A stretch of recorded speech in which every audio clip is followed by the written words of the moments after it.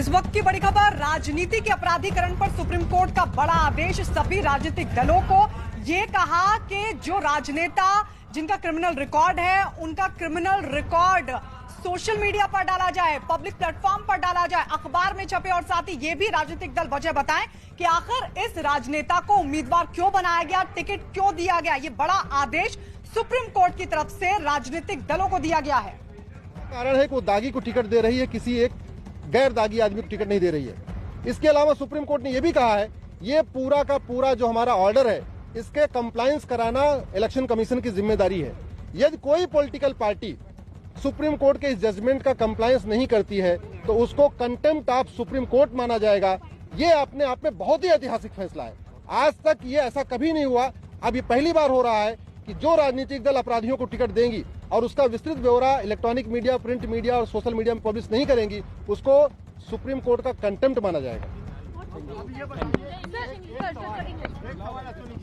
क्या ये ब्यौरा सिर्फ अपराधियों के लिए या सारे कैंडिडेट आपको अगर आपको हर एक कैंडिडेट के बारे में बताना पड़ेगा।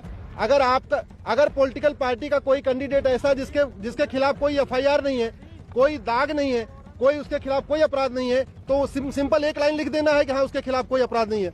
अगर किसी के खिलाफ बहुत सारे मामले हैं तो उसका बाकायदा एफआईआर नंबर, ट्रायल की स्टेज, चार्जेस फ्रेम हुआ कि नहीं हुआ, ये पूरा ब्यौरा इलेक्शन कमीशन को बताना पड़ेगा, फेसबुक, ट्विटर पे डालना पड़ेगा और इलेक्ट्रॉनिक मीडिया और प्रिंट मीडिया में पब्लिश करना पड़ेगा।